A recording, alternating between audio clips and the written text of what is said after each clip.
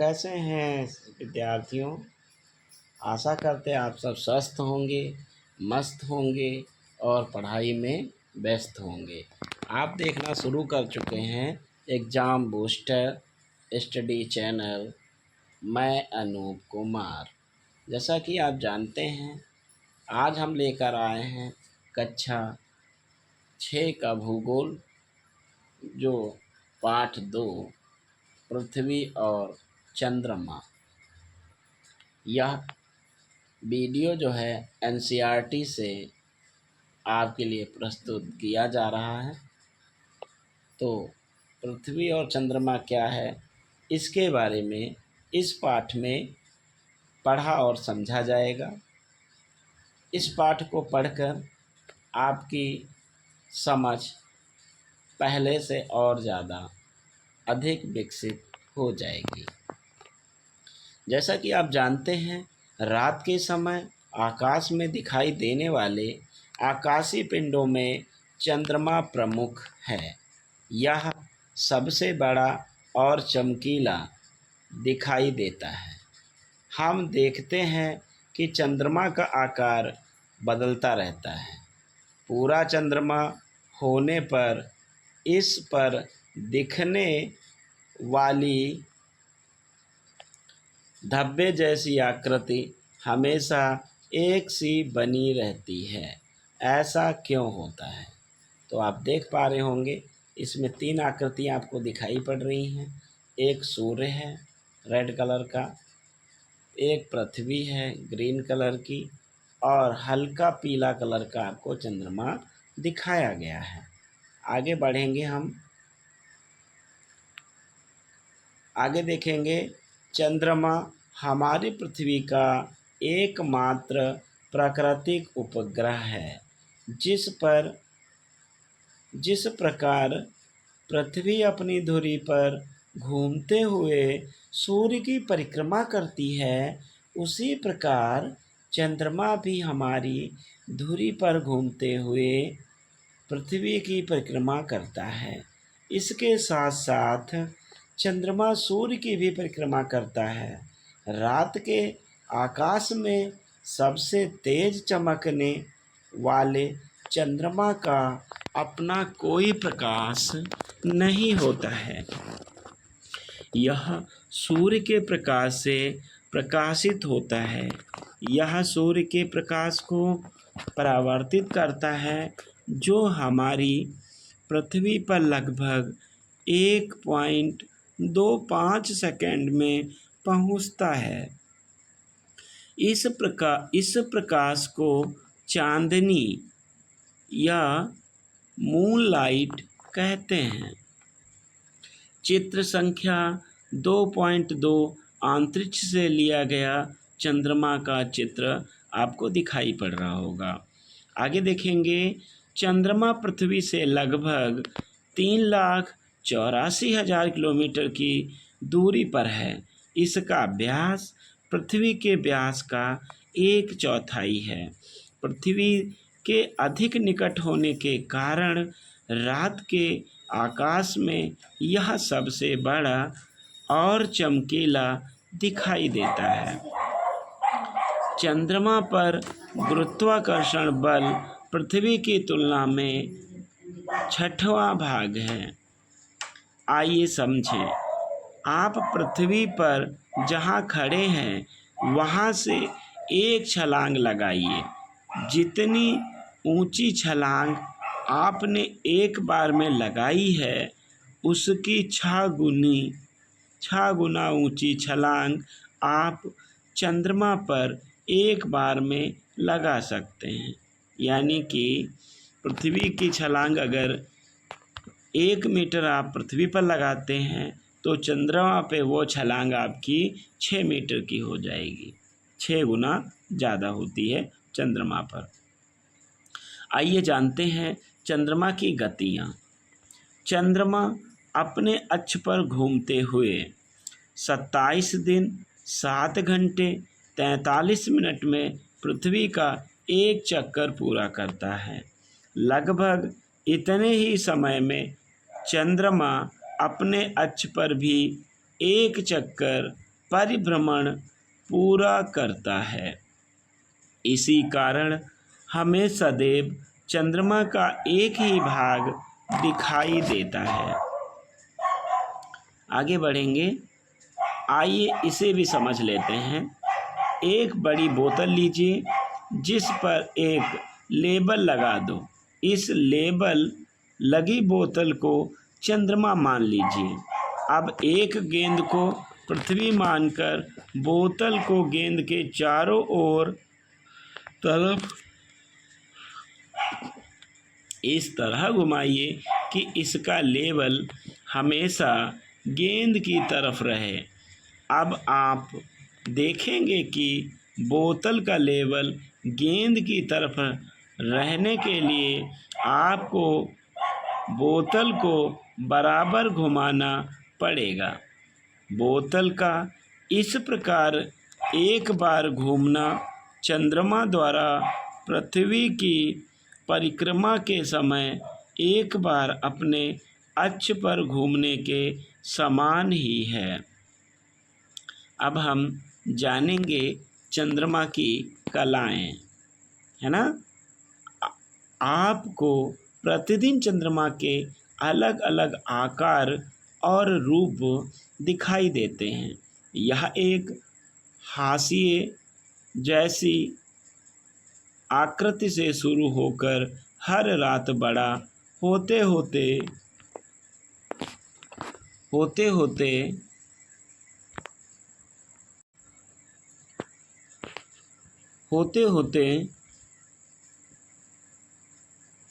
थाली सा गोल हो जाता है। इसके बाद यह घटना शुरू करता है और घटते घटते बिल्कुल छिप जाता है। इसके बाद यह फिर बढ़ना शुरू करता है और यह क्रम चलता रहता है। जिस रात चंद्रमा थाली सा गोल दिखाई देता है उस रात को पूर्णिमा यानी फुल मून कहते हैं। यानी उस रात को पूर्णिमा कहेंगे या उस पूर्णिमा को अंग्रेजी में फुल मून कहते हैं। जिस रात चंद्रमा बिल्कुल नहीं दिखाई देता उस रात को अमावस्या न्यू मून कहते हैं। एक महीने में एक बार पूर्णिमा और एक बार अमावस्या होती है। चंद्रमा के आकार में प्रतिदिन आने वाले इस बदलाव को हम चंद्रमा की कलाएं कहते हैं। चित्र संख्या 2.4 चंद्रमा की कलाओं को आप देख सकते हैं। यानी कि पृथ्वी जो है दो पक्षों में घूमती है, एक तरफ शुक्ल पक्ष और दूसरा होगा कृष्ण पक्ष। एक तरफ पूर्णिमा बनता है और तो दूसरी तरफ अमावस्या बनता है। चलिए आप इसको आराम से देख लीजिएगा। आगे बढ़ेंगे हम लोग। अमावस्या से पूर्णिमा तक बढ़ते चंद्रमा के पखवाड़े को शुक्ल पक्ष कहते हैं। पूर्णिमा से अमावस्या तक घटते चंद्रमा के पखवाड़े को कृष्ण पक्ष या काला समय अंधेरिया कहते हैं। पृथ्वी के घूमने के कारण एक पूर्णिमा से दूसरी पूर्णिमा तक अपनी कलाओं को पूरा करने में चंद्रमा को 29 दिन 12 घंटे 44 मिनट लगते हैं। इस अवधि को चंद्रमास कहते हैं। छाया बनाना ये क्या होता है इसको जानेंगे।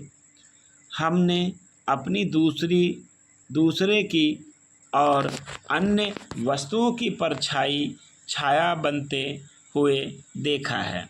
क्या आपने कभी सोचा है कि छाया कैसे बनती है? आइए जानें।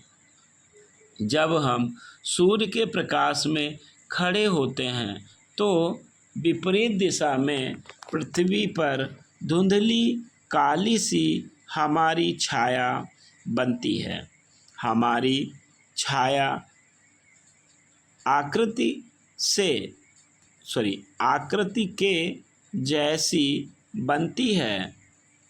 हमारी गति के अनुसार उसका स्थान बदलता रहता है। सुबह, दोपहर और शाम को सूर्य की स्थितियों के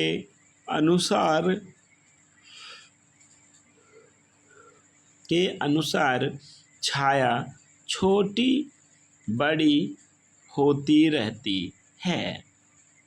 छाया सदैव अपारदर्शी वस्तु की बनती है। उसी प्रकार बल्ब की रोशनी में भी अपनी या किसी अन्य अपारदर्शी वस्तु की छाया का बनना देखिए। चलिए प्रयोग में देख लेते हैं। जिन वस्तुओं के आर पार प्रकाश ना जा सके उन्हें अपारदर्शी वस्तुएं कहते हैं, और जिस वस्तु के आर पार प्रकाश चला जाता है उसे पारदर्शी वस्तुएं कहते हैं। जब सूर्य, पृथ्वी और चंद्रमा एक सीधी रेखा में होते हैं तब यह स्थिति सिजगी कहलाती है। यह दो प्रकार की होती है, युति एवं वियुति। तो आप देख पा रहे होंगे, एक बार चंद्रमा सूर्य के साल में 2 बार आता है और 2 बार उसके विपरीत होता है। जब सूर्य और पृथ्वी के बीच चंद्रमा आ जाता है तो इस स्थिति को युति कहते हैं। यह अमावस्या को होती है। इस स्थिति में चंद्रमा की छाया पृथ्वी पर पड़ती है, जिससे सूर्य ग्रहण होता है। इसी प्रकार जब सूर्य और चंद्रमा के बीच पृथ्वी आ जाती है तो उस स्थिति को वियुति या अपोजिशन कहते हैं। यह पूर्णिमा को होती है। इस स्थिति में पृथ्वी की छाया चंद्रमा पर पड़ती है, जिससे चंद्र ग्रहण होता है। यहाँ पर 2 चित्र आपको दिखाई पड़ रहे होंगे। चित्र संख्या 2.6 सूर्य ग्रहण की स्थिति को दिखाया गया है कि सूर्य की छाया चंद्रमा के बीच में आ जाने से पृथ्वी पर नहीं पड़ती है। इस स्थिति में पृथ्वी से देखने वाले लोग सूर्य को देख नहीं पाते हैं। इस स्थिति को सूर्य ग्रहण कहते हैं। और दूसरी स्थिति में चित्र जो है 2.7 में दिखाया गया है चंद्र ग्रहण की स्थिति को।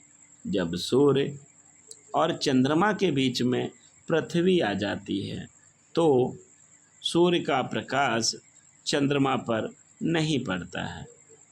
इस स्थिति को हम चंद्र ग्रहण कहते हैं। आइए और भी जान लेते हैं। वैज्ञानिकों के अनुसार सूर्य ग्रहण के समय सूर्य से खतरनाक किरणें निकलती हैं। ये किरणें हमारी आँखों के लिए हानिकारक होती हैं। कैसी होती हैं? हानिकारक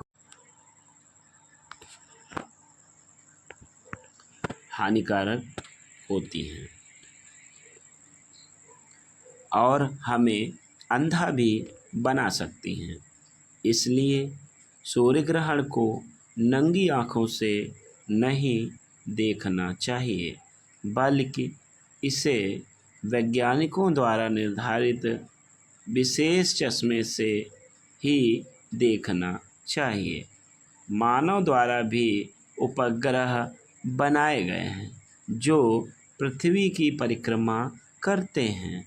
इन्हें मानव निर्मित उपग्रह कहा जाता है। जैसे मानव ने आर्यभट्ट, एजुसेट और ओशनसेट नामक उपग्रह बनाए हैं। हमने देखा है कि अमावस्या को सूर्य ग्रहण और पूर्णिमा को चंद्र ग्रहण होता है। क्या आपने कभी सोचा है कि प्रत्येक अमावस्या को सूर्य ग्रहण और एवं प्रत्येक पूर्णिमा को चंद्र ग्रहण क्यों नहीं होता है? इसका प्रयोग आप अपने शिक्षक के साथ कर सकते हैं। शिक्षक टॉर्च, ग्लोब एवं गेंद की सहायता से कक्षा में सूर्य ग्रहण एवं चंद्र ग्रहण की समझ स्पष्ट बनाएंगे। साथ ही बच्चों को पृथ्वी के कृत्रिम उपग्रहों एवं अन्य आंतरिक अभियानों की जानकारी दे सकते हैं। ठीक है, अगर आप ऐसे नहीं समझ पा रहे हैं तो आप उसका प्रयोग भी करके देख सकते हैं। विशाल अंतरिक्ष एवं विभिन्न खगोलीय पिंड, चंद्रमा, सूर्य आदि हमेशा से हमारे मन में जिज्ञासा उत्पन्न करते रहे हैं। आधुनिक विज्ञान और तकनीकी के विकास ने मानव को अंतरिक्ष में झांकने और वहां की यात्रा करने में समर्थ बनाया। शक्तिशाली दूरबीन, टेलीस्कोप और अंतरिक्षयान या रॉकेट के आविष्कार ने मनुष्य को इस योग्य बनाया कि वह बाह्य अंतरिक्ष के बारे में जानकारी प्राप्त कर सके। पूर्व सोवियत संघ, वर्तमान रूस के यूरी गागरिन प्रथम व्यक्ति थे जिन्होंने अंतरिक्ष में यात्रा की। 12 अप्रैल 1961 को वोस्तोक 1 नामक अंतरिक्ष यान से उन्होंने पृथ्वी की परिक्रमा की। रॉकेट की सहायता से मनुष्य चंद्रमा पर भी पहुंच चुका है। 20 जुलाई 1969 को संयुक्त राज्य अमेरिका का अपोलो 11 नामक अंतरिक्ष यान चंद्रमा पर पहुंचा। इस यान से जाने वाले नील आर्मस्ट्रॉन्ग प्रथम व्यक्ति थे जिन्होंने चंद्रमा पर कदम रखा। उनके अन्य सह यात्री एडविन एल्ड्रिन एवं माइकल कॉलिंस थे। अब तक की